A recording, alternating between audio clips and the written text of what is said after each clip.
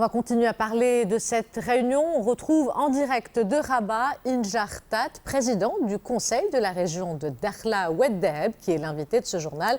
Inja Artat, bonsoir. Alors habituellement, il n'y a ni déclaration ni résolution à l'issue de cette réunion d'avril du Conseil de sécurité sur le Sahara. Mais quelle lecture on peut quand même en faire compte tenu du contexte actuel ? Bonsoir. Donc la lecture que je pourrais faire, c'est qu'il y a un blocage clair de la part de l'Algérie et du Polisario, car à deux reprises, ils refusent les propositions du secrétaire général des Nations Unies quant à la nomination d'un représentant spécial pour le dossier du Sahara.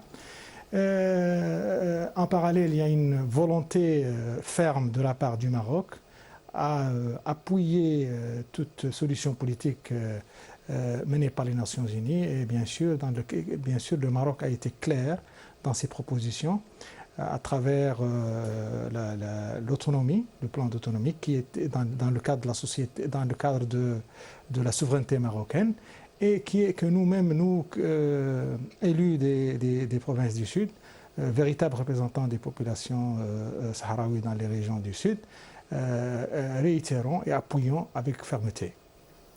Alors, depuis sa sécurisation par le Royaume le 13 novembre 2020, le passage frontalier de l'Guergueret et la reconnaissance par les États-Unis de la souveraineté du Maroc sur l'ensemble du Sahara, vous êtes sans doute, en tant que président du Conseil de la région de Dakhla Oued Daeb, témoin d'une nouvelle dynamique dans la région, particulièrement en matière d'investissement.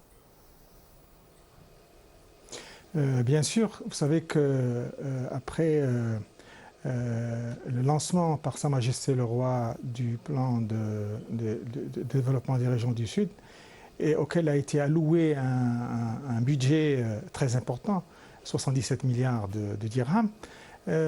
Aujourd'hui, nous voyons sur le terrain que ce plan se réalise. Et bien sûr, à El Guergueret, les événements de El Guergueret, après le 13 novembre, la libre circulation, bien sûr, des marchandises, des personnes a connu un développement important. Vous savez qu'aujourd'hui, la moyenne de passage est de 300 camions par jour par cette route, qui véritablement est une route de coopération, une route commerciale entre le Maroc et sa profondeur africaine. D'autre part, la dynamique économique va se renforcer davantage avec bien sûr avec le nouveau port atlantique de Dakhla qui va désenclaver la région et qui va ouvrir des opportunités énormes en matière d'économie, en matière de commerce et en matière comme plateforme économique qui va être un hub vers l'Afrique, vers les autres destinations. Le branchement de Dakhla au réseau national électrique va ouvrir aussi beaucoup d'investissements en matière énergétique.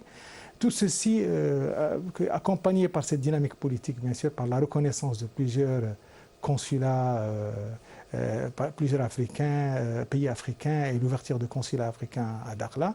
La reconnaissance des États-Unis d'Amérique est un tournant décisif dans cela. Donc toute cette dynamique économique, cette dynamique politique, qui est le fruit réel de cette politique de développement, cette approche de développement qu'a suivi le Maroc depuis la récupération de ces régions du Sud.